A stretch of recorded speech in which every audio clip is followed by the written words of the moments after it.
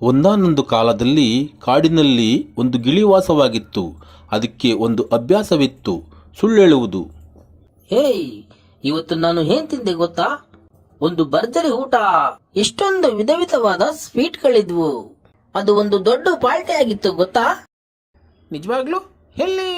ಒಂದು ದೊಡ್ಡ ಶ್ರೀಮಂತನ ಮನೆಯಲ್ಲಿ. ನಾನು ನಿನ್ಗೆ ಹೇಳಿದ್ದೆ ಗೊತ್ತಾ, ನಾನು ಅಂದ್ರೆ ಅವನಿಗೆ ತುಂಬಾ ಇಷ್ಟ. ಸುಳ್ಳು ಹೇಳ್ಬೇಡ ಬಕ್ ಬಕ್. ಪಾಪ, ಅದನ್ನು ಯಾಮರ್ಸ್ಬೇಡ. ನೀನು ಬೆಳಿಗ್ಗೆ ಒಣಮೆಣಸಿಗೆ ತಿಂತ ಇದ್ದು ನಾನು ನೋಡ್ದೆ. ನೀನ್ ಇದೇ ಮರದ ಮೇಲೆ ಕೂತಿದ್ದೆ. ಏನ್ ಗೊತ್ತಾ, ನಾನು ನಿನ್ನಂತರ ಕೊಡಕ್ ಟೈಮ್ ಇಲ್ಲ. ನಾನು ಇನ್ನೊಂದ್ ಕಡೆ ಊಟಕ್ಕೆ ಹೋಗ್ಬೇಕು. ಬರ್ತೀನಿ. ಆಹಾ, ಅದ್ರ ಮಾತು ಕೇಳಬೇಡ, ಅದು ಸುಳ್ಳು ಹೇಳುತ್ತೆ. ಆದರೆ ಬಕ್ಬಕ್ಕು ಅಲ್ಗೋಗೋದನ್ನ ನಿಲ್ಸಿಲ್ಲ. ಅಲ್ಲೇ ಹಾರ್ಕೊಂಡು ಹೋಗ್ತಿತ್ತು. ಮತ್ತೆ ಒಂದ್ಸರಿ ನಾನು ಹದ್ದಿಗಿನ್ನ ಮೇಲಾರಿದ್ದೆ. ಸಿಂಹ ಒಂದ್ಸರಿ ಪ್ರಧಾನಮಂತ್ರಿ ಆಗ ಕೇಳಿತ್ತು. ನಾನೇ ಬೇಡ ಅಂದೆ. ನನ್ನ ಹತ್ರ ಒಂದು ದೊಡ್ಡ ಗಣಿ ಇದೆ. ಬೇಕಾದ್ರೆ ನಾನು ಇಡೀ ಅರಣ್ಯನೇ ಕೊಂಡ್ಕೊಬಹುದು.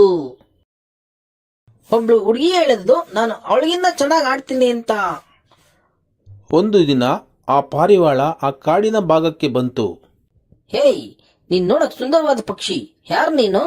ಧನ್ಯವಾದ, ನಾನು ಪಾರಿವಾಳ ಏನನ್ನು ಹುಡುಕುತ್ತಿದ್ದೇನೆ. ಹೋ ಕಾಗೆ, ಗರುಡ, ಬಕ್ ಬಕ್ ಎಲ್ಲ ಬನ್ನಿ ಇಲ್ಲಿ. ನೋಡಿ, ಎಂತ ಸುಂದರವಾದ ಅತಿಥಿ ಬಂದಿದ್ದಾರೆ. ಎಂತ ಸುಂದರವಾದ ಪಕ್ಷಿ ಇದು. ಎಷ್ಟು ಬೆಳ್ಳಗಿದೆ ಇದು. ಯಾರಿದು? ಓ, ನೀನೇನಾ ಬಕ್ ಬಕ್? ಹೌದು, ನಾನೇ. ಹಾಗಾದ್ರೆ ನೀನು ನನ್ನ ಬಗ್ಗೆ ಕೇಳಿದ್ಯಾ? ಹೌದು, ಖಂಡಿತ. ಹೋ, ಕೇಳಿದ್ರಾ? ನಾನೆಲ್ರಿಗೂ ಗೊತ್ತು. ಫಾರಿನರ್ಸ್ ನನ್ನ ಕಂಡಿಡಿತಾರೆ.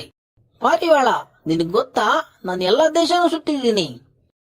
ಹೌದು, ಆದ್ರೆ ನಾನು ಸೌಂದರ್ಯ ಸ್ಪರ್ಧೆಯಲ್ಲೂ ಗೆದ್ದಿದ್ದೀನಿ.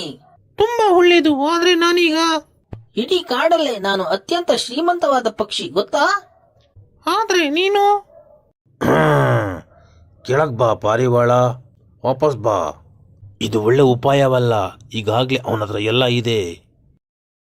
ಹೋ, ಯಾವ್ದ್ರ ಬಗ್ಗೆ ಅದೋ? ಅದನ್ನೇ ನಾನು ಅವಾಗಿಂದ ಹೇಳಕ್ ಹೊರಟದ್ದು. ನಾನು ರಾಜನ್ ಸೇವಕ. ರಾಜ ನೀವೆಲ್ಲ ಅವನ ಅರಮನೆಯಲ್ಲಿರ್ಬೇಕಂತ ಬಯಸ್ತಾನೆ. ಒಳ್ಳೆ ಊಟ, ಹಲವಾರು ಸೇವಕರು, ಎಲ್ಲಾನು.